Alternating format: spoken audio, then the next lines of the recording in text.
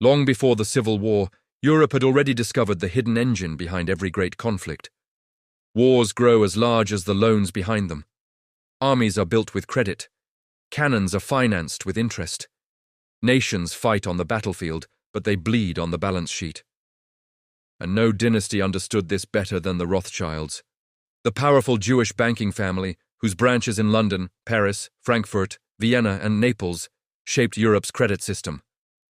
Their business was sovereign debt. And as Europe fought war after war, something remarkable became normal. Enemy nations owed money to different branches of the same banking family at the same time. Britain owed the London house. France owed the Paris house. Austria owed Vienna, Prussia owed Frankfurt. The borders changed, the battles changed. But the debts remained. Usury didn't follow nations. Nations followed usury. This was the financial reality when America collapsed into civil war. In 1837, the Rothschilds made a historic move. For the first time ever, they sent an official representative to the United States, August Belmont. Before Belmont, the Rothschilds touched America only from a distance, trading U.S. bonds through London and Paris brokers. Belmont changed that. He planted the Rothschild network directly on American soil.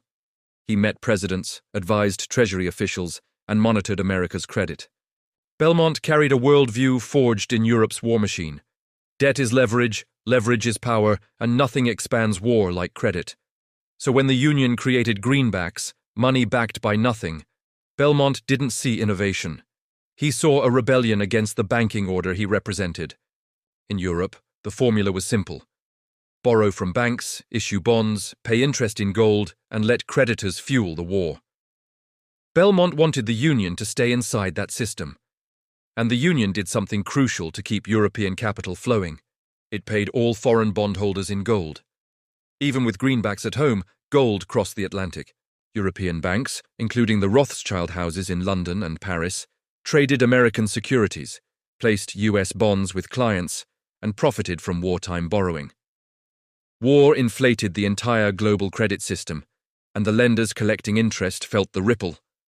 Across the ocean, another figure operated inside the same bloodstream. Junius Spencer Morgan, father of J.P. Morgan, worked inside George Peabody and Company, a respected London bank that cooperated closely with Europe's financial houses. Peabody's firm sold U.S. bonds to European investors, moved gold between continents, stabilized the Union's international credit, and locked American war finance into Europe's capital markets. Every European bond sold meant more rifles, more iron, more factories, more ammunition, and more interest. When Peabody retired, Junius took command, creating J.S. Morgan and Company. The Morgan family now stood fully inside the financial machinery that had financed Europe's wars. The lineage was clear: Rothschild Europe, to Belmont in New York, to Junius Morgan in London, to gold for the Union. During the war, young J.P. Morgan made his first fortune through wartime deals. After the war, he inherited his father's London connections and used them to build an American empire of credit. Morgan didn't invent modern finance. He inherited a European model built on leverage, sovereign debt, international lending, and the truth that usury multiplies war on a scale cash never could. This European system became the foundation of American industrial and military power. The Confederacy faced the opposite reality. The great European banks refused to support the South. The Confederacy had no legitimacy, no deep credit, and no access to Europe's elite capital networks. So they turned to whoever would lend. Their largest loan came from Erlanger and Company, a Jewish-owned Paris house led by Baron Emil Erlanger. He issued the cotton bonds, high-interest loans backed by Southern cotton that might never reach Europe. It was usury at its most predatory. Next came British cotton merchants, speculators whose mills depended on Southern cotton. They lent for profit, not principal. This wasn't sovereign credit. It was commodity gambling. And finally, Fraser, Trenholm and Company, a Christian-run Liverpool and Charleston firm that acted as the Confederacy's shadow bank. They sold cotton, funded blockade runners, purchased ships, and moved Confederate funds overseas. They kept the South alive, but they didn't have the power of Europe's major houses. Both sides borrowed. Both sides paid interest. Both sides turned to lenders to keep fighting. But only the Union connected, indirectly, into Europe's deepest financial system. And that system profited because war creates borrowing, borrowing creates interest, and interest creates power.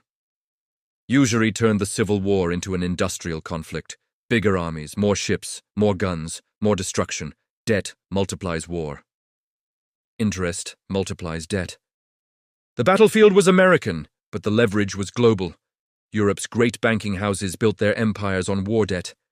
Their first American representative, August Belmont, carried that system into New York.